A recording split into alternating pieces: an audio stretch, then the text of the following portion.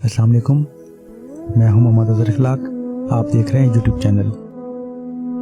आज हम बात करेंगे मुस्तशरिकीन के इस्लाम पर एतराज़ात पार्ट 2।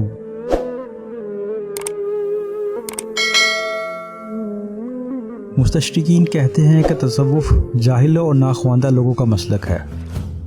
जो लोग ज़ेवर इल्म से आरास्ता हैं और तहकीक व तदकीक के मैदान में यद तुला रखते हैं, वो तसव्वुफ़ के करीब भी नहीं भटकते। ये एक ऐसा इल्ज़ाम है जो इल्ज़ाम लगाने वालों की कम नज़री और लाइल्मी पर दलालत करता है। अकाबिर सूफिया अपने ज़माने में इल्म व फ़ज़ल में भी अपनी नज़ीर नहीं रखते थे। वो अपने हम असर उलमा और फुज़ला पर हर लिहाज से फ़ौक़ियत रखते थे, बल्कि तसव्वुफ़ के मैदान में कदम रखने से पहले वो उलूम व फ़नून में महारत हासिल करना ज़रूरी समझते थे।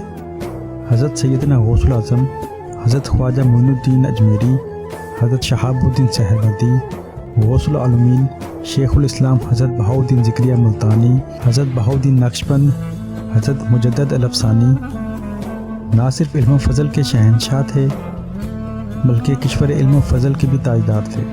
कौन है जो इन हज़रात और इनके जलील क़द्र खुलफ़ा पर जहालत की तोहमत लगा सके। इनकी तसनीफ़ आज भी अहले इल्म व तहक़ीक़ से खराज तहसीन वसूल कर रही है। हज़रत फ़रीदुद्दीन मसूद गंज शकर रहमतुल्लाह अलैह फरमाते हैं, पीर ऐसा होना चाहिए जो शरीयत, तरीक़त और हकीकत के अहकाम का इल्म रखता हो। अगर ऐसा होगा तो वो किसी नाजायज़ बात के लिए ना कहेगा। हज़रत महबूब इलाही रहमतुल्लाह अलैह का भी ये हाल था कि वो किसी ऐसे शख्स को खिलाफत अता नहीं फरमाते थे जो आलिम ना हो। हज़रत यहया बिन माज़ रहमतुल्लाह अलैह का कौल है, 3 किस्म के आदमियों की सोहबत से इज्तनाब किया करो। ऐसे आलिमों से जो जाहिल हों, ऐसे फ़कीरों से जो धोखेबाज हों, और ऐसे सूफ़ियों से जो जाहिल हों। सूफिया पर एक और एतराज़ किया जाता है कि सूफियों ने ईसाई राहिबों की तरह दुनिया से कतई ताल्लुक़ कर लिया था। अल्लाह ताला की वो नेमतें जो उसने अपने बंदों के लिए पैदा की थी, इनसे लुत्फ़अंदोज़ होने से दस्तकश हो गए थे। हालांकि हदीस पाक में मौजूद है, इस्लाम में रहबानियत के लिए कोई गुंजाइश नहीं। बेशक सूफ़िया कराम इब्तिदा में हर किस्म के अलाइक से दस्तकश होकर खलवत गज़ी हो जाते हैं और अच्छे खाने, अच्छे पहनने, रात को आराम करने वगैरह राहतों को तर्क कर देते हैं। लेकिन ये इनका मकसद हयात नहीं होता, बल्कि वक्ती तौर पर वो तज़किया क़ल्ब और तरबियत नफ्स के लिए इन मुजाहिदात को इख्तियार करते हैं। और जब वो इस मकसद में कामयाब हो जाते हैं और अल्लाह ताला के नूर इश्क से इनके सीने मुनव्वर हो जाते हैं, मज़मूम आदात से इनकी तबीयत पूरी तरह मुतनफ़्फ़र हो जाती है और मुहासिन अखलाक इनकी फितरत सानिया बन जाते हैं, तो फिर वह जदीद दुनिया में इस्लाम का परचम थामे हुए कदम रंजा फरमाते हैं। इनकी तरबियत याफ्ता नफूस के रास्ते में अलाम व मसाइब की कोई चट्टान हाइल नहीं हो सकती। इब्लीस की कोई फसूकारी इनको मुतासिर नहीं कर सकती, बल्कि वो अज़्म सबात का पैकर बनकर तस्लीम व रज़ा के पुरखार रास्ते पर खरामा गुजरते चले जाते हैं। और वो शख्स जो अपनी ज़िंदगी इस्लाम की सरबुलंदी के लिए वक़्फ़ करना चाहता हो और दुनिया के गोशे गोशे में इसका पैगाम हक़ को पहुँचाने के लिए निदान में निकलना चाहता हो, इसके लिए नागुज़ीर है कि पहले वो तज़किया क़ल्ब और तरबियत नफ्स के कठिन मरहले को कामयाबी से तय कर ले। अगर इसमें ज़रा भी खामी बाकी होगी तो इसकी अदना सी लग़ज़िश इस्लाम के वक़ार को सख्त नुकसान पहुँचाने का बाइस बनेगी। ईसाइयों के नज़दीक रहबानियत मकसद हयात है और वो हमेशा के लिए दुनिया से अलग थलग ज़िंदगी बसर करने में ही सलामती और निजात समझते हैं। सूफिया कराम के यहाँ इस किस्म के कतन कोई तसव्वुर मौजूद नहीं। सूफिया कराम के समाने हयात का मुताला किया जाए तो रोज़ रोशन की तरह ये बात वाज़ेह हो जाती है कि उन्होंने दुनिया को तर्क करने की तलकीन नहीं की, बल्कि दुनिया के बेइत्तदालाना इस्तेमाल और इसकी मोहब्बत में खो जाने से मना किया है। उन्होंने शादियाँ की, इनके अहल व अयाल थे, इनके ज़ाती मकानात और अराज़ी थी। इन हक़ाइक़ की मौजूदगी में इन पर रहबानियत का इल्ज़ाम क्यों का दुरुस्त हो सकता है। और ये कुरान करीम का हुक्म है। अल्लाह ताला अपने ख़ास बंदों की इन अल्फाज़ में तारीफ़ फरमाता है। अल्लाह ताला फरमाता है सूरह नूर में, ये वो मर्दान पाकबाज़ हैं कि अल्लाह ताला के ज़िक्र से इन्हें ये ना तिजारत गाफिल कर सकती है और ना ख़रीदो फ़रोख्त। हज़रत महबूब इलाही रहमतुल्लाह अलैह फरमाते हैं, तर्क दुनिया का ये मानी नहीं कि कोई आदमी अपने आप को बरहना करके और लंगोट बांध कर बैठ जाए, बल्कि हमारे नज़दीक तर्क दुनिया ये है कि लिबास भी पहने, खाना भी खाए और हलाल की जो चीज़ दस्तयाब हो इसे इस्तेमाल भी करे, लेकिन दौलत को जमा करने की खातिर राग़िब ना हो और दिल में इसको जगह ना दे।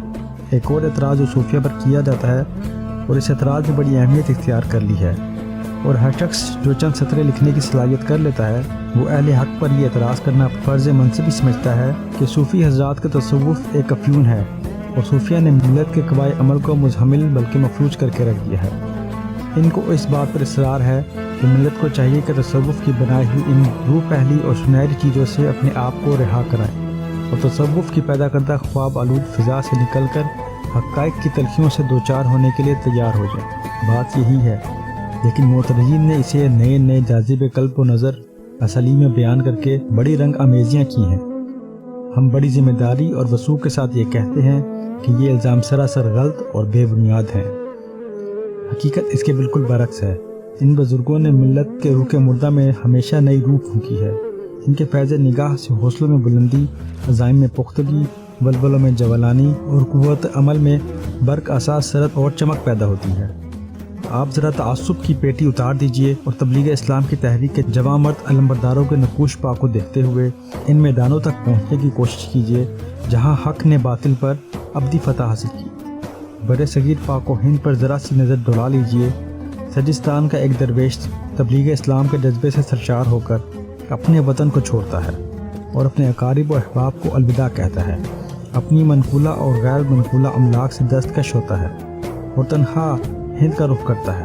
یہاں بھی کئی ایسے گوشے تھے جہاں اسلام نے اپنا قدم جما لیے تھے، لیکن اس کے حوصلے کی بلندی اور اس کے عزائم کی پختگی اور اس کے جوش کی جولانی اسے راجپوتانہ کے اس علاقے میں لے جاتی ہے جہاں کفر کی کالی رات چھائی ہوئی ہے۔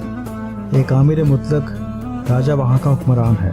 وہ ظالم راجہ کی اس ریاست کے کسی دور افتادہ گوشے کو اپنا مسکن نہیں بناتا، بلکہ اس کی راجدھانی میں جا کر اپنا مسلح بچھا دیتا ہے۔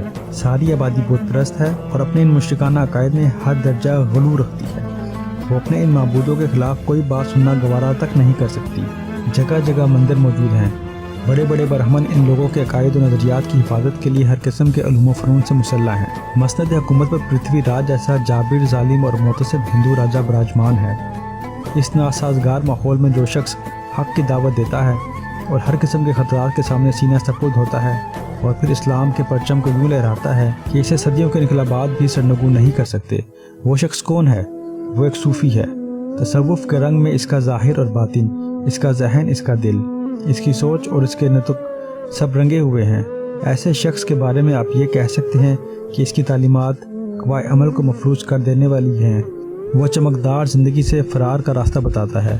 اگر آپ میں یہ جرت ہے تو آپ کہیے اور کہتے رہیے، لیکن آپ کے غل مچانے سے حقیقت مسخ نہیں ہو سکتی۔ اس کی خانقاہ کے فیض یافتہ صوفی برصغیر کے شرق و غرب میں پھیل جاتے ہیں اور کفر و شرک کا اندھیرا جو صدیوں سے یہاں خیمہ زن تھا اس کو اپنے نعرے قلندریہ سے نیست و نابود کر دیتے ہیں۔ کاش اس قسم کے نفوذ قدسیہ ملت کو ہمیشہ نصیب ہوتے۔ آج تک کی ویڈیو میں اتنا ہی۔ اللہ تعالیٰ سے دعا ہے کوئی غلطی ہو گئی ہو تو ہمیں معاف فرما دے اور ہمارے علم میں اضافہ فرمائے۔ ہمارے ساتھ رہیے گا۔